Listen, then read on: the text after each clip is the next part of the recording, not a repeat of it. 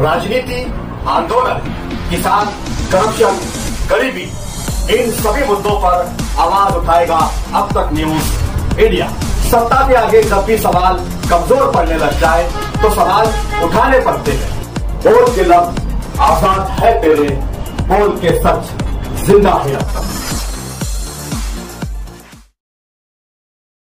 महाराष्ट्र में आगामी स्थानीय निकाय चुनाव, जिनमें नगर पालिका, महानगर पालिका, जिला परिषद और पंचायत समिति के लिए उम्मीदवार चुने जाएंगे।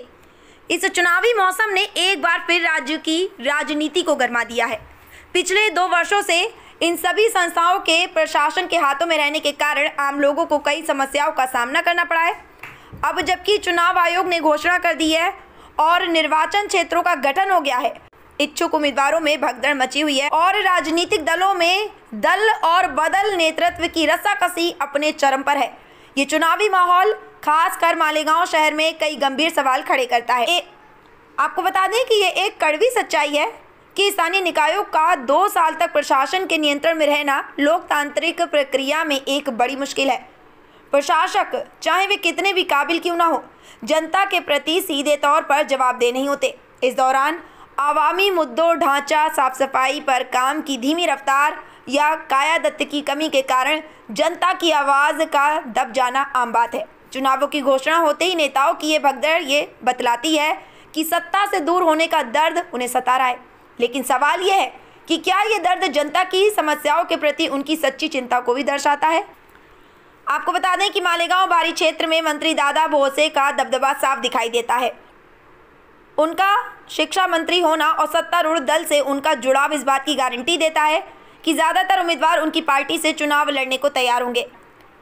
ये बात एक तरफा मुकाबले की ओर इशारा करती है, जहां विकास के एजेंडे से ज़्यादा सत्ता की लहर पर भरोसा किया जाएगा। अगर शिंदे सेना महापौर या उप महापौर की सीट जीत जाती है तो ये पार्टी के लिए एक राजनीतिक बढ़त होगी। लेकिन सवाल ये है कि क्या इससे शहर का विकास यकीनी होगा। मालेगांव सेंट्रल में हालात और भी खतरनाक हैं। यहाँ पूर्व विधायक आसिफ शेख की पार्टी और समाजवादी पार्टी के बीच मुमकिन गठबंधन या चुनाव के बाद गठबंधन में फूट पड़ने का इम्कान है। सबसे बड़ी समस्या ये कि इस क्षेत्र में वोटों का गैर मामूली बिखराव हो सकता है, क्योंकि यहाँ एक ही चुनाव क्षेत्र से कई उम्मीदवार इस तरह चुनाव लड़ सकते हैं कि सारे वोट भेल की तरह मिल जाएं और एक उम्मीदवार बहुत कम अंतर से जीत जाए। ये स्थिति लोकतंत्र के स्वास्थ्य के लिए बेहद हानिकारक है। यहाँ ये बात समझने वाली है कि नेताओं का मकसद सिर्फ सीटें जीतना है, वो बिल्कुल भी जनता का मजबूत विश्वास हासिल करना नहीं चाहते हैं। एक मामूली अंतर से जीतने वाला उम्मीदवार पूरे चुनावी क्षेत्र का काम कैसे कर सकता है।